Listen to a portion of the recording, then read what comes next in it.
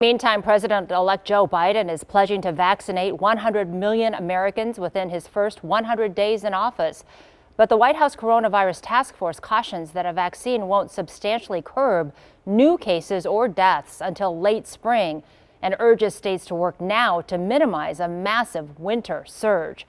So to help us navigate the latest on the vaccine developments, we are joined this morning by Dr. Matt Anderson, who is with UW Health, the Senior Medical Director there for primary care. And Dr. Anderson, thanks so much for your time this morning.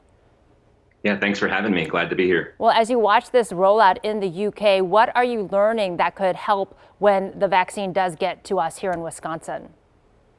Yeah, I think that watching what's happening in the UK is a good way for us to foretell maybe and learn some things. I think it's a little bit early to know with the first doses coming out yesterday. So we'll certainly be watching to see if they have other operational challenges or side effect issues that may be coming as more people are getting this vaccine. So we'll definitely be watching and learning, but a little bit early to know right now exactly what's to expect.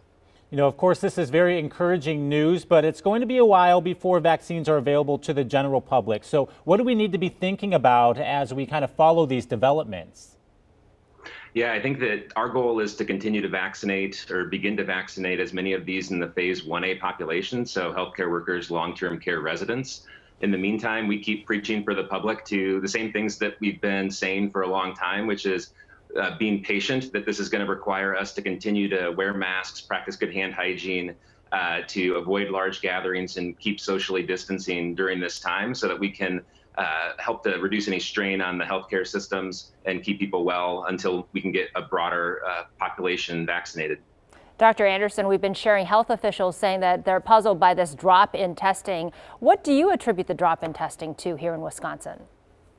Yeah, it's an interesting thing that we've noticed that as well. And I think there are several hypotheses. One is that there are fewer symptoms that are out there. It could be one that people are choosing not to be tested as frequently. I'm not sure why that would be, but certainly our encouragement would be that if people are having symptoms or if they have that might be attributable to coronavirus, that they would be going and getting tested. So we certainly, I agree with the message, cannot be letting up in our vigilance towards testing.